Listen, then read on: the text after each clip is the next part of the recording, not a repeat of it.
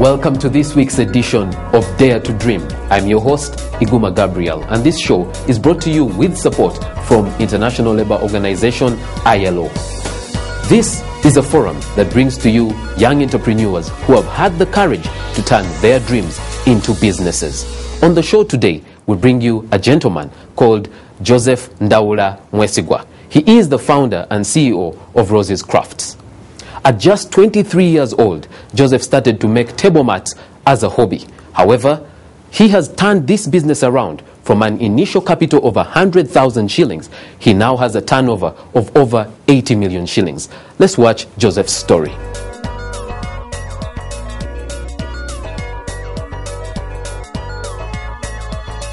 23-year-old Joseph Ndaula Mwesigwa is a table mats entrepreneur and the fourth born in a family of 5 children. Joseph is a Bachelor of Arts in Education degree holder. In an effort to satisfy his desire of making table mats for his own use, Joseph's friends admire his table mats, buy them, and that is how the idea of the business was born. I started in 2011, my vacation, and this happens to be the first handloom I bought. I bought it 100,000, including the threads and the hills. I did in dining table mats, plus dolls and ladies' handbags. When Joseph chooses to venture into table mats business, it all starts from his home in Kawuga, Mukono district. He looks at how much his friends have immensely liked his few products, and he realizes there's need for a WAP to make more products. Well, I bought the machine for my own good. Then later, I saw the need for the community. They wanted the mats. The table mats were nice, so I started selling them. So I had to buy what? The wrapping machine. Now, this wrapping machine costed 300,000 to buy it and to put it here. And I got that money from my father. He loaned me 300,000. And I had to purchase this wrapping machine because I used to do the warp from different areas. Those people are expensive. Every time you go there to make a warp, they would charge you like 50,000 for one warp. So I had to get my own machine. In that same year, 2011, Joseph moves to the National Theatre to make his first sales with a set of 5 table mats. Just like any other business person, he has specific marketplaces where he supplies his products, and some of his clients have a story to tell. Nazaagala ekyokusooka kala yazo nga isikiriza nga nnungi nnyo ate ne quality nga nnungi. Wakati maze nabwo emyaka 2 buno naye bwe buddugala nsobola obbooza ate lunyongera kubanga mbukozesa. Era alwo ne bakazi nizo yange babeera mu Amerika bajja ne mbaguleko ku seeti ne babutwalako era nabo babwagala nnyo. Right now, my market is so big. I've crossed borders. I'm now supplying people in Tanzania, Kenya, Rwanda, and Burundi. So that is the market outside. Then locally, I go to different universities in different faculties. Probably I'm so well known at UCU, Uganda Christian University, because I go to different faculties and I get my market there. Then over the weekend, every weekend, I have to attend our usual market at Buganda Road. Then the other one is at Zambia. Then the other market is at Machindi. After the roundabout at the police, then up there is an opening where we go and we showcase our products. Art and craft is embedded in Ugandan culture. Constant practice of artistic skills and knowledge creates beautiful arts and craft works like table mats. Joseph was born into the Buganda culture and traditions, and he benefits from selling his products to people that appreciate African crafts work. Joseph is one of the privileged Ugandans who got a chance to train with ILO in the Start and Improve Your Business. This training helped him to learn how to manage his workers and improve productivity. But what raw materials make his product outstanding? I use raffia. Raffia is that product which I get from swamps deep in the village, and locally it is called obuso raffia. Then after that, I also blend the raffia with the banana fibers. The banana fibers, I get them from Mbarara, Western Uganda, Bushenyi. Then they come by those trucks which bring matoke to central Uganda. and that's how I managed to transport them the easier way. This modest way of making money and helping the youth around his home area has pushed him into coming up with more ideas, like building a factory to expand the business. This, he feels, will be one of the solutions to youth unemployment in his area. Joseph is a hard-working youth today. He gets involved in what his employees do and through the network he has built in exhibiting his products. He enjoys a 1,800,000 monthly turnover in his business called Rose's Crafts.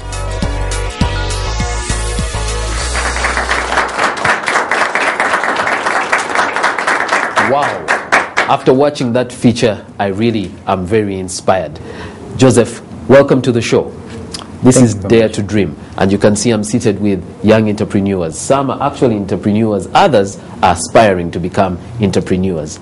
At just 23 years of age, you ventured into making table mats. Now, ordinarily, table mats wouldn't really surprise anybody in Uganda, but because yours are table mats of a certain quality, they caught our attention. Tell us, you employ 45 people. How do you choose who can be a part of your company, who can work for you, and who does not? Okay. When I'm choosing people who are supposed to work for me, I depend on several. I come up with several aspects. One, you have to know what you're going to do. Like, I put up strategies and I lay them. So when you come up, I tell you this is what you're going to do and this is how you're going to do it. When somebody's like about all that, then you are good to go. Okay. Yep. Do you manage the human resource at your workplace yourself?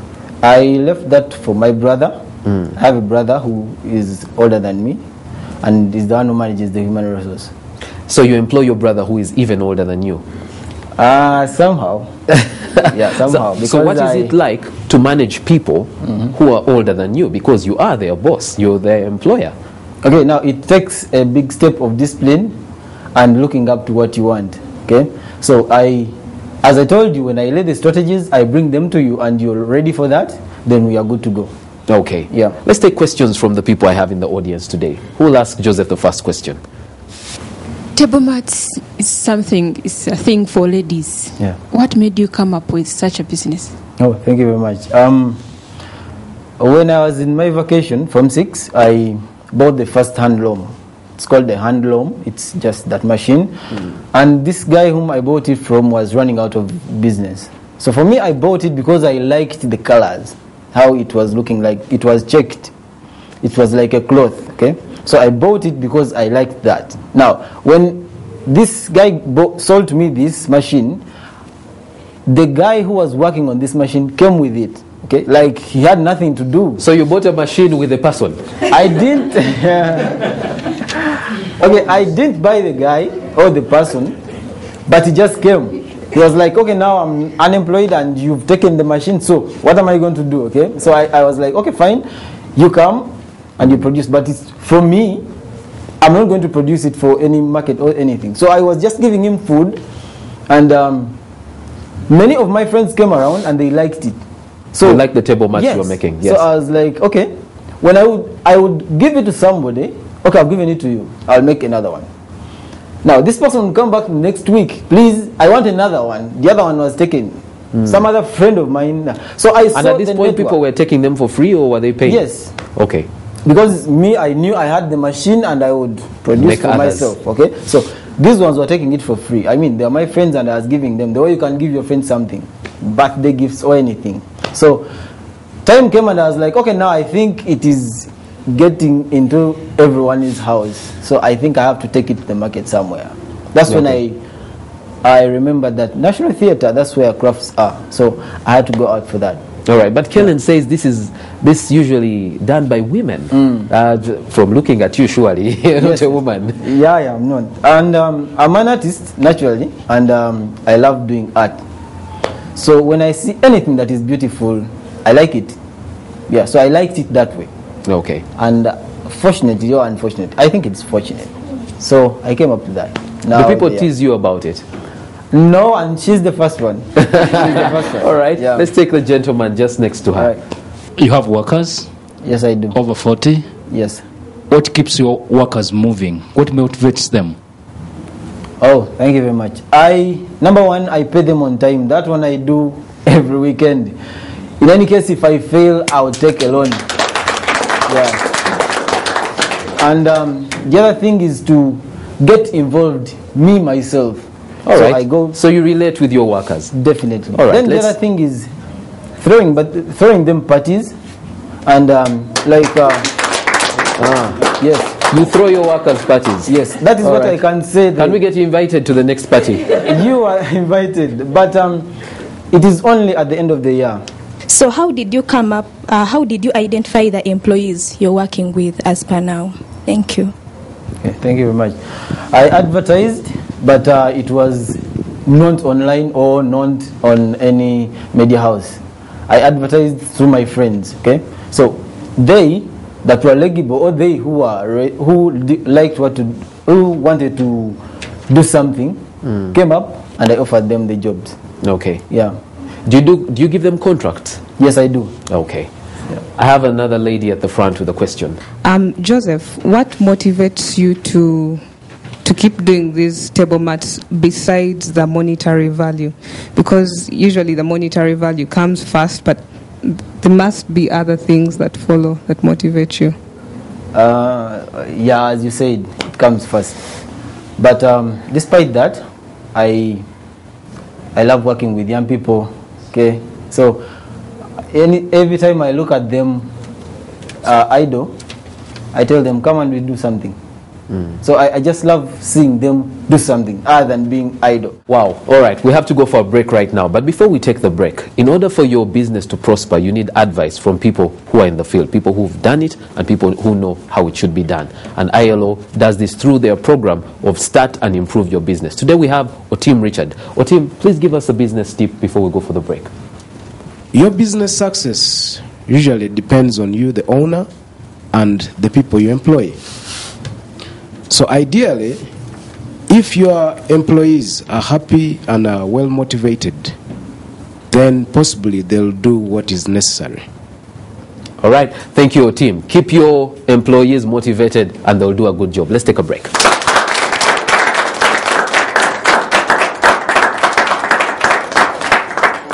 Have you thought of creating a business but have failed to set it up? Or have you set up one that is still struggling?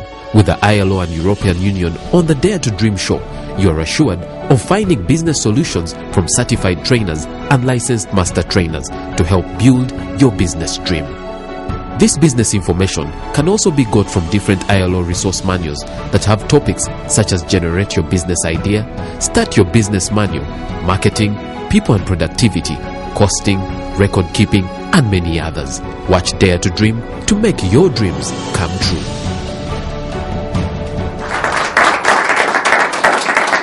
Welcome back from that very short break. This is Dare to Dream and I'm your host Iguma Gabriel. This show is brought to you with support from ILO. Today on the show we have a young entrepreneur. He's called Joseph, and Joseph makes table mats and other things like dolls. In fact, right here I have a sample of the table mats that he makes. Very beautiful. Oh yeah. Joseph, how do you ensure productivity at the workplace? That people are actually doing what they should do and they're giving their full time, their full attention to the work. Okay. First of all, before I used to let them come anytime they want and leave anytime they want. Now, since the beginning of the year, I noticed that people were taking it for granted. So that one I stopped. Now people have to report at 8 and they leave at 4 because I give them lunch. So now that one counts for productivity, because if somebody comes at 8 and they leave at 4, probably that person must have given me 3 sets of table mats, which is okay. But then somebody could give you 1.5 because they have to lug around and jazz and talk about other things which are not important.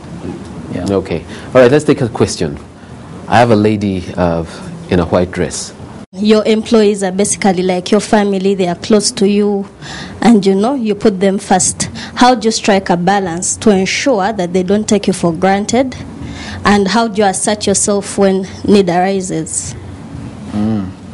How do you be the tough boss when it's necessary? No. Okay, what we do doesn't call for being tough, because if you're tough, anyone can leave at any time. So one thing I do is I show you what I tell you what I want in the start, and we agree on something. When you don't do this, number one, I reduce your pay. Okay, so they know that I just come and I tell you now. Remember, you signed, and you see what you've done. Yes, and you know what we are supposed to do. Yes, that's it. So in order to avoid less pay, they have to do that. Yeah, and money counts. Okay.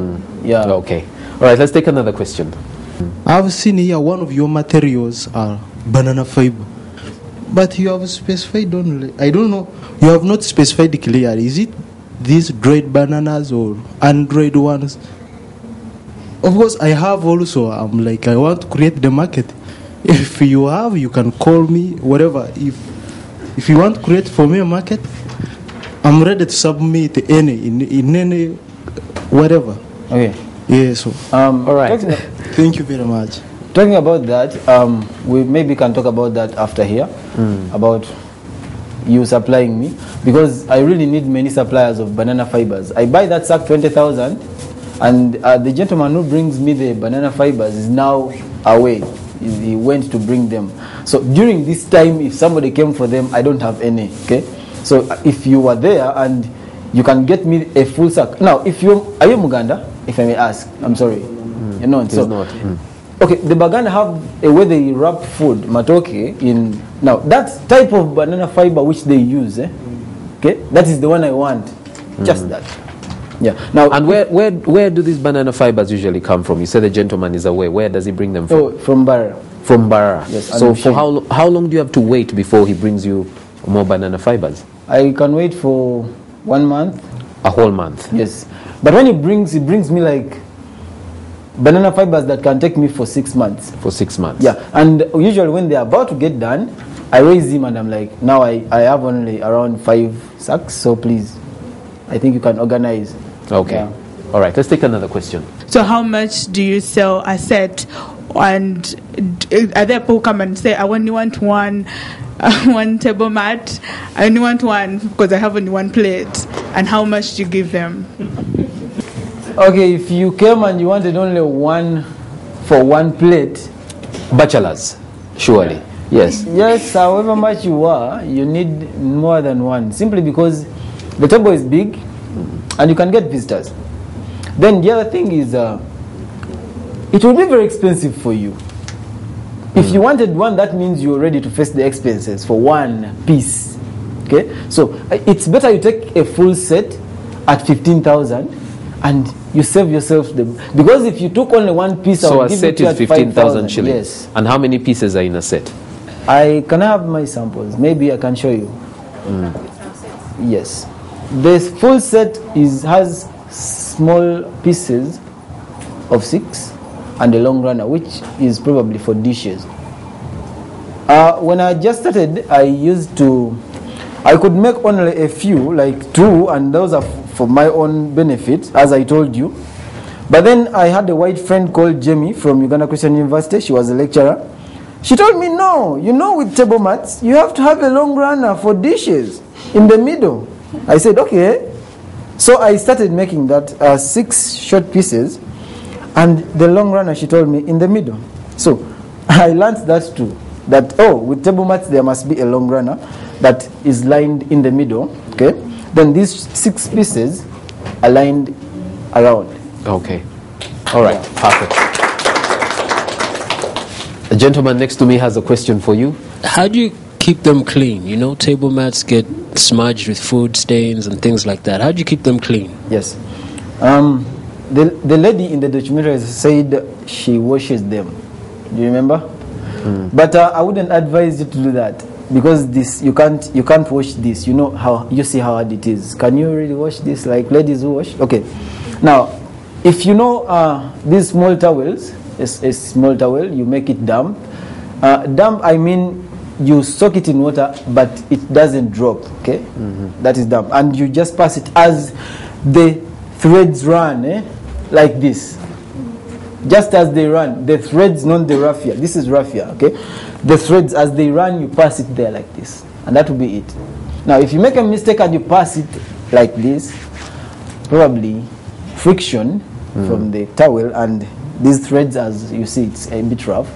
It will cause the threads to break. All right. Probably. Let's take another question. You mentioned about your local market being universities. Yeah. For the 3 years I was at university, I never saw the need of buying a table mat. Yes, yes. Who do you exactly sell these table mats to? Okay. And then 2, have you tried moving around, maybe in hotels? Because I'm thinking they need these table mats, and you didn't mention them in your markets. Yeah. Oh, I didn't mention that then, but I have there is another hotel in Dar es Salaam where I'm supposed to go, and they told me I'm only supposed to look at the interior, and I design their colors, and I give them the right design for the colors, because for them they don't want to, if the interior is it's black, then they don't want such colors, or maybe if I make such colors, it must be rhyming with the carpet or the floor. Okay, so I have to do that. That will be my first for the hotels. Now there is another order for Muslims.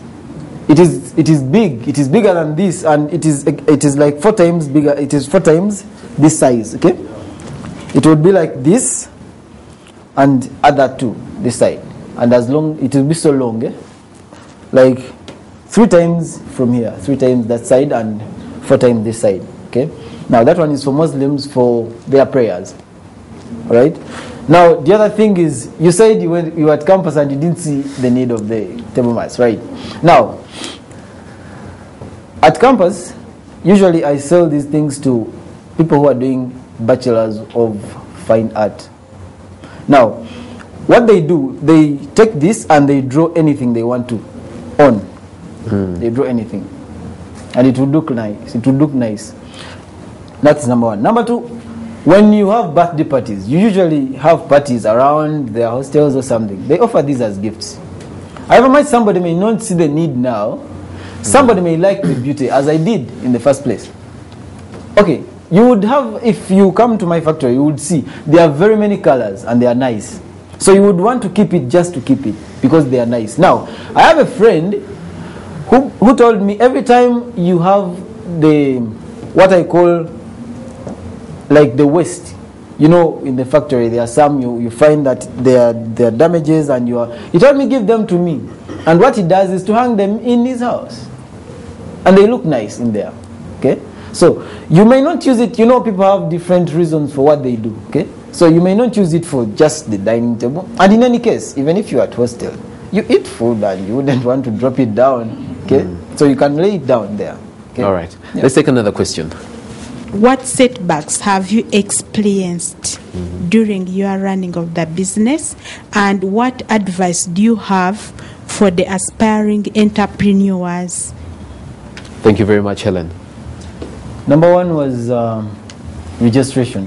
Okay, like incorporating the business. Now that one was a very big, I don't know, it was the very hardest hurdle, because 1, I would go to someone's office and you pay the money, and after 1 month they tell you, oh no, you gave the money to the wrong person, so you have to go back.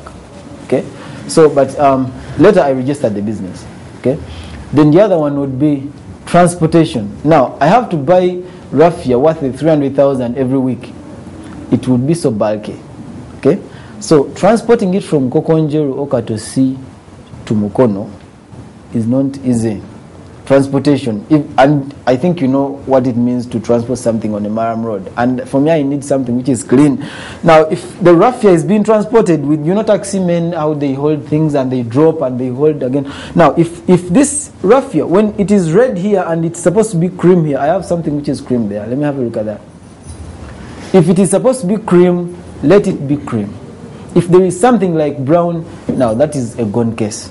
Okay, so that is another problem. So I would need something like a van maybe to transport them when they are fine. Now something, when I want cream, it will be like this. Now when something dirty goes onto the raffia before it is put on the table, or before the table mat is made, it will stick there. And for me, I don't clean these before the market. I bring them the way they are because they are clean. Now, if they are dirty from there, that means they will be dirty up to the market. I'll be losing out. Okay? So, transportation. And the taxi men, I have to emphasize, please if they are dirty, I'm not going to pay you.